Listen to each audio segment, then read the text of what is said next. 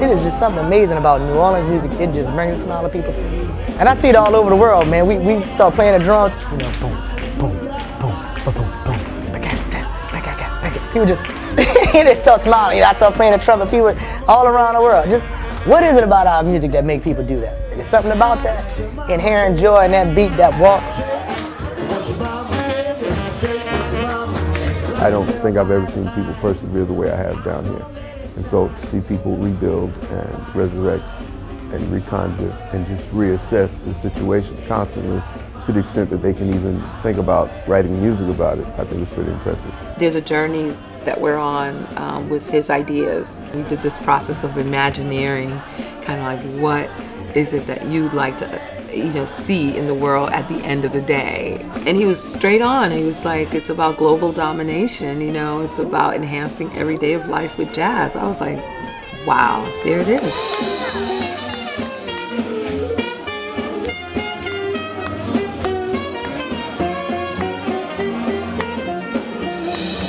One of the things that I love about Irvin is his ability to create incredible music, dynamic music.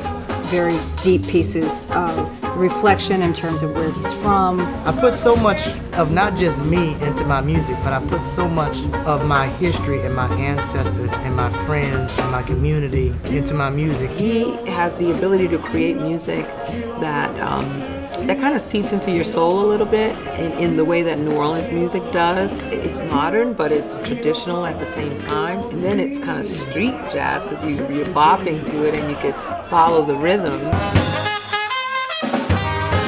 The second line is the savior of live music. It's the raw, essential joy of a band being outside and a group of people dancing and doing their thing. And so, when I thought about from the lake to the river, I said the only way, if we're going to go from the lake to the river, which is what Elysian Fields is, the only way we're going to do it is by second line. That's how we do it in New Orleans. 1, 2,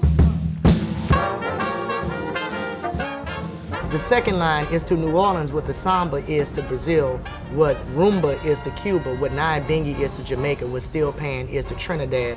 It's that joyous experience that's so important that I think will keep our soul, the essence, the soul of what this city and this music is about alive. So From the Lake to the River is one of the most important pieces that I wrote. And it's important because it's the thing that people will remember our time by. I'm trying to capture the beauty of our time. That's the thing that Irvin taught me, that jazz is a lifestyle. Actually, I love that song because I love the funk beat, what Irvin Riley brings to it. You can't beat it. It's awesome. It really reminds me of New Orleans music and the music that I grew up playing. It's got a nice second line feel. I mean, it's got the whole deal, all the reasons why I play music. Before I get to the actual music writing piece, I already have this thing inside of me that's trying to get out all the time. When Irvin is writing, he doesn't rest, he doesn't eat, he's up all night. I try to stay away from him as much as possible. It's kind of like the Color Purple thing when they just stick the food at the door. That band is ready. So that band shows up and they sit down and they say, okay, what do you got for me? And Irvin has to deliver. When I'm composing for these musicians, there's nobody else. The music goes directly from me to them. So the process is pure. He doesn't compromise in any way at all. If it ain't honest in jazz, it dies immediately. There's no synthesizer, it's strictly about Don's got to put his hands on that banjo and create. And I've got to give him a framework to create in with the other guys. And they got to all create together. Irvin has assembled a group of excellent musicians who are able to read the music, interpret the music, and bring a whole lot of life to it. These guys are dead serious and will be remembered. I mean, Don Vappy is the best banjo player of jazz in the world. Evan Christopher is the best jazz clarinetist in the world. Irvin Riley is the best drummer of his kind in the world. They're part of history. Some of those guys he's played with for a very, very long time. He writes to showcase each individual's specific talent, which is a very selfless thing to do.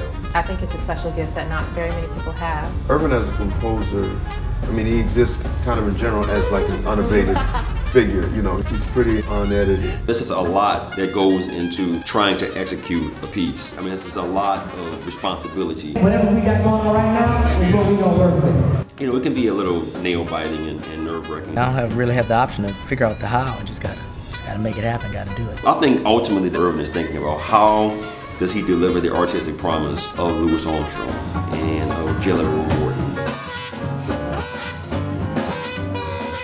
The way you start to succeed is to fail many times and to be rigorous and to be diligent and meticulous. It's always about stepping the game up, which is why Irvin is using a banjo and why Irvin is actually writing a piece for vocals in French. What I have to do now is I just have to make the melody of the piece that I'm writing for the vocalist.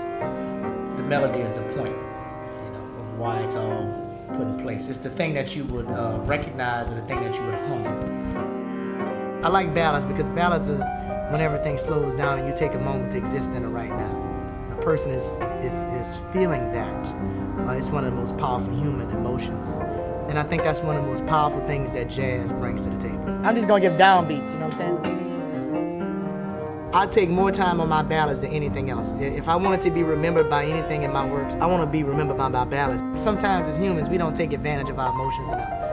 Never forget one time I went up on the phone and said, man, you know, I'm kind of depressed right now. He said, well, shit, hang up the phone. I'm in such a good mood. I don't want to ruin your depression. I think a good depression should be enjoyed. For a love letter to France, I said, you know what, I want to write a really dramatic love song. But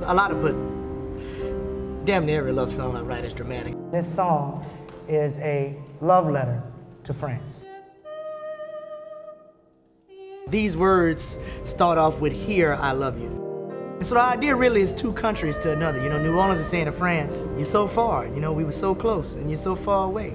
I see the light. Man, we had such a love fest with each other. Now, you know, you're over there and I'm here. I wanted it to be a love letter as if it was two people. It's very important to me to really sing the French, to study the French and learn the French. You got one thing you got to get to the French. I mean, they got that love shit down. I mean, they know it, they understand it, they own it. I think the approach essentially now has moved all the way back to where he's really rooted in. You know, the agony and the ecstasy of everything you find in New Orleans, and you hear that reflected in his music. The Elysian Fields Suite began with a song called Somebody Forgot to Turn the Faucet Off, which was about the levees. A hurricane is a sustained storm, basically. It's just at the highest power. Now, I'm not saying it's not serious, it's not important, and I'm not saying you shouldn't evacuate if you can. Why put yourself in any level of danger? But for the average New Orleanian, you know, they had been through this a million times, and my dad had never evacuated for a storm. So my dad stayed, and that was a normal occurrence. And my mother said, okay, well, you know, you sure you don't want to come? And he's, no, be here. And here's the thing, if it wasn't for the engineering failure, you know, he called my mom that morning and says, come on back, we gotta fix the gutters. That was the last time they talked. And then you hear folks talking about that water rising.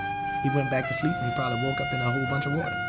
Right now we're gonna do the song that this commission was kind of based off. It was an extension of this song, and it was dedicated to my father, who was a victim of Hurricane Katrina, but also to all of the victims of the hurricane. And this song is entitled, May His Soul Rest in Peace. My dad did not take himself too seriously. It just didn't. You know, I took myself way more serious than my dad took himself. He was just a classic New Orleans guy.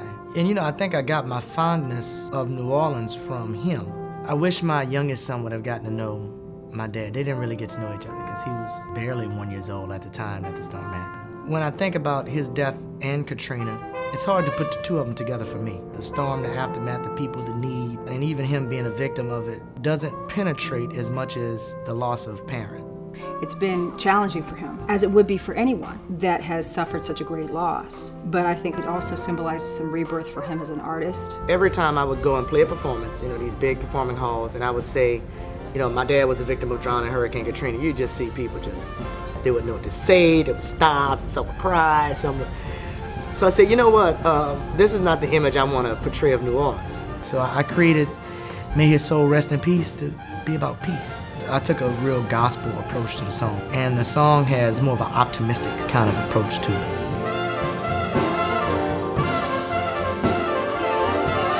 He just represents to me a continuum of people that need to be remembered. You never understand death, but you get to a point where you can accept it. and look back on it now and I can kind of laugh that, you know, all in all, he would have loved that this level of fuss would have been made over him. The piece that Irvin wrote for his father, I felt might be the catalyst for something larger. The Egyptians believed that Elysian Fields was a place of spiritual transformation. I thought that was very interesting versus the Greeks, who saw Elysian Fields as a final resting place. Sun comes out again. This Carnegie Hall tour starts with this piece. First reason I got passionate about Elysian Fields, I'm from Gentilly, and you know, I used to drive Elysian Fields all the time. Just like folks anywhere around the world, you can appreciate the streets where you live your life. And I also wanted something that really hit home to people in New Orleans, but connected with people around the world. As far as what's next, it doesn't stop. I rolled it into the Road to Carnegie tour because I wanted it to live forever. Irvin and I and the rest of the team are working on raising about $250,000 to fund the trip to France and then the trip to Carnegie Hall. Tonight's a few hundred, tomorrow it's 8,000, who knows how many be on Saturday. We leave to go on tour in about 12 days. Bringing this on center stage on the world in all kind of different places and hoping that people get it. I am only an example of the city that I come from. I'm just a guy who wound up playing the trumpet, went to, you know, elementary school and saw a guy play the trumpet and I picked one up. And I'm going to continue to invest in the things that I believe in. And I believe in New Orleans, I believe in young people, I believe in love, I believe in jazz. I know wherever I'm going to be in the city of New Orleans. It doesn't make a difference what kind of hurricane comes here, it doesn't make a difference. You could burn this entire city down, I'll be living in ashes. I was born in New Orleans, I'm going to die in New Orleans.